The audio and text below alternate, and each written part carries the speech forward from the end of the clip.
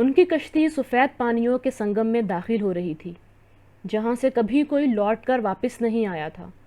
یہ اشارہ تھا کہ وہ لوگ برمودا میں داخل ہو چکے تھے، جو شیطانی طاقتوں کا گھر تھا۔ اچانک ان کی کشتی کو ایک جھٹکا لگا اور اس کا راستہ بدل گیا۔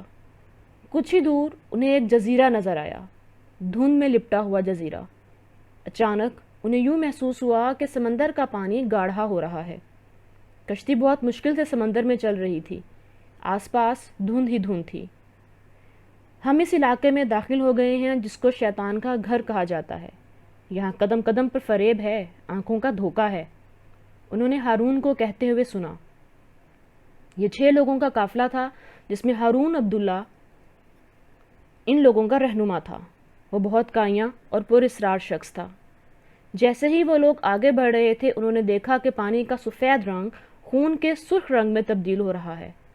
یہ شیطانی وسوسہ ہے، ہمیں چاہیے کہ اس سے اللہ کی پناہ مانگے۔ سب کہو کہ میں اللہ کی پناہ مانگتا ہوں دھتکارے ہوئے شیطان سے۔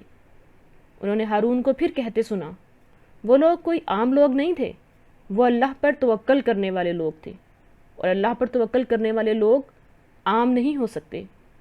ڈر ایک فطری چیز ہے، انسان کتنا ہی بہادر ہو، کبھی نہ کبھی ڈرتا ضرور ہے۔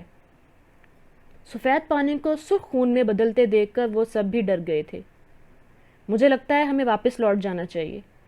حسن گردیزی کو یہ ساری صورتحال خوفزدہ کر رہی تھی، لہذا اس نے کسی اندیشے کے تحت کہا، اب یہاں آ ہی گئے ہیں تو اس جگہ کو ایکسپلور کر کے ہی جاتے ہیں۔ یہ اس قافلے کا سب سے جانباز اور نڈر شخص عمر فاروق تھا، جسے ہر طرح کے ایڈونچر کا بہت شوق تھا، لیکن وہ جانتا نہیں تھا کہ یہ ایڈونچر اسے بہت بھاری پڑنے والا ہے۔ ان کے قافلے کے باقی 3 لوگ خالد، زرار اور علی اس وقت سورہ بقرہ پڑھنے میں مصروف تھے، کیونکہ وہ جانتے تھے کہ اگر شیطان کے وار سے کوئی چیز انسان کو محفوظ رکھ سکتی ہے تو وہ اللہ کا کلام اور اللہ کا ذکر ہے۔ اتنے میں ان کی کشتی اس دھند میں لپٹے جزیرے پر رکی۔ وہ سب لوگ ایک ایک کر کے کشتی سے باہر آ گئے۔ کوشش کرنا ایک دوسرے سے الگ مت ہونا، شیطان کا وار کہیں سے بھی ہو سکتا ہے، ہارون نے ان سے تنبیہ کی۔ لیکن تم اتنے یقین سے کیسے کہہ سکتے ہو کہ یہ جزیرہ شیطان کا گھر ہے؟ علی نے کب سے ذہن میں مچلتا ہوا سوال پوچھا، کیونکہ حدیث میں آتا ہے کہ شیطان نے اپنا تخت سمندر میں بچھایا ہے، اور یقیناً وہ جگہ جہاں شیطان رہتا ہوگا اس تک پہنچنا آسان نہیں ہے۔ کچھ سائنسی اور مذہبی تحقیقات کہتی ہیں کہ وہ جگہ برمودا ٹرائینگل ہے، اور یہ جگہ بھی برمودا ٹرائینگل کے پاس ہے، جہاں میرا نہیں خیال ہم سے پہلے کوئی شخص آیا ہوگا۔ اس لیے 95% امکانات ہیں کہ یہ جگہ شیطان کا گھر ہے۔ ہارون نے تفصیل سے جواب دیا۔ پھر وہ لوگ آگے بڑھنے لگے۔ ان کے دیکھتے ہی دیکھتے آسمان سے تیروں کی بارش ہونے لگی۔ بھاگو، سب اپنی جان بچاؤ، خالد چلایا۔ اچانک ایک تیر آ کر زرار کے سینے پر لگا۔ زرار، اٹھو، تم ایسے ہمت نہیں ہار سکتے، عمر چلایا۔ وہ لوگ اسے لے کر ایک درخت کی کوہ میں جا بیٹھے جہاں وہ ان تیروں کے حملے سے بچ سکتے تھے۔ ان سب کی آنکھوں میں آنسو تھے۔ کیا ہوا؟ تم سب رو کیوں رہے ہو؟ انہیں اپنے پیچھے سے آواز آئی۔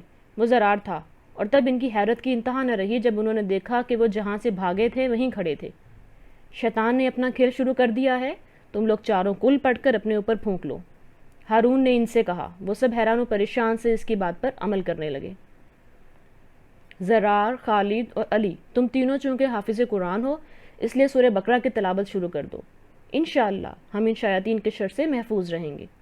ہارون نے ان کو کہا اور خود بھی سورہ بقرہ کی تلاوت شروع کر دی۔ ابھی وہ لوگ کچھ دور گئے تھے کہ انہیں ایک تالاب نظر آیا۔ اس کا پانی انتہائی شفاف تھا، ایسا پانی نہ انہوں نے پہلے کبھی دیکھا نہ سنا۔ حسن آگے بڑھا اور پانی پینے لیے۔ رک جاؤ حسن، یہ پانی مت پیو۔ ہارون نے اسے روکنا چاہا لیکن اب بہت دیر ہو چکی تھی، وہ پانی پی چکا تھا۔ دیکھتے ہی دیکھتے پانی سفید سے سرخ خون کی طرح ہو گیا۔ ہوا میں خنکی بڑھ گئی اور بڑھتے بڑھتے درجہ حرارت اتنا کم ہو گیا کہ برف باری ہونے لگی۔ حسن جو کہ پانی پی چکا تھا، اس کو ایسا لگا جیسے کسی نے اسے گلا پکڑ لیا ہو، اس کو سانس لینے میں دشواری ہونے لگی۔ اچانک وہاں عجیب سی مخلوقات ظاہر ہونے لگیں جن کی آنکھیں لال انگارہ تھیں اور ان کی کھال سیاہ رنگ کی تھی، جس طرح سیاہ رنگ کے سانپ کی کھال ہو۔ اس کھال کے اوپر کچھ فاصلے پر فنس تھے، ان کو دیکھ کر کلیجہ حلق کو آتا تھا۔ وہ عجیب سی زبان میں کچھ بول رہے تھے، لیکن ان میں سے کسی کو کچھ سمجھ نہیں آ رہی تھی۔ یکایک وہ مخلوق معدم ہو کر کھڑی ہو گئی اور کچھ دیر بعد انہی کی طرح دکھنے والی ایک دیو کامد مخلوق نمودار ہوئی۔ اس کے سر پر ایک تاج تھا جس کی بناوٹ یاقوت اور زمرد کی تھی۔ اس کے آتے ہی حسن کی طبیعت بالکل ٹھیک ہو گئی، جیسے یہ طبیعت خراب ہونا بھی ایک سیراب ہو۔ وہ مخلوق آ کر قدیم یونانی زبان میں ان سے مخاطب ہوئی۔ ہارون چونکہ ایک ایجپٹولوجسٹ تھا تو صرف وہی اس زبان کو سمجھ سکتا تھا۔ وہ مخلوق کہہ رہی تھی، تم لوگ کیوں آئے ہو یہاں؟ جب ہم اپنی حدود میں رہتے ہیں تو تم انسان کیوں نہیں رہ سکتے؟ وہ مخلوق شدید غصے میں لگ رہی تھی۔ ہم راستہ بھٹک کر یہاں آ گئے تھے، ہم اس کے لیے معافی چاہتے ہیں کہ آئندہ ایسا نہیں ہوگا، ہارون نے نڈر ہو کر کہا۔ دل ہی دل میں وہ اللہ سے دعا کر رہا تھا کہ وہ لوگ یہاں سے بچ نکلنے میں کامیاب ہو جائیں۔ میں تمہاری بات کا کیسے یقین کر لوں؟ اس مخلوق کو ہارون کی بات پر یقین نہیں آ رہا تھا۔ میں اور میرے ساتھی باقی لوگوں کو جا کر آگاہ کر دیں گے۔ میں وعدہ کرتا ہوں اب کوئی انسان یہاں کا رخ نہیں کرے گا۔ ہارون نے اسے یقین دلایا۔ ٹھیک ہے، ہم تمہیں صرف اس لیے چھوڑ رہے ہیں تاکہ تم لوگ جا کر باقی سب کو خبردار کر دو، اور اگر اب کسی نے یہاں کا رخ کیا تو وہ زندہ سلامت نہیں جائے گا۔ یہ کہہ کر اس مخلوق نے ایک چیخ ماری اور ہوا میں تحلیل ہو گئی۔ اس کے ساتھ ہی اس کے باقی چیلے بھی وہاں سے غائب ہو گئے۔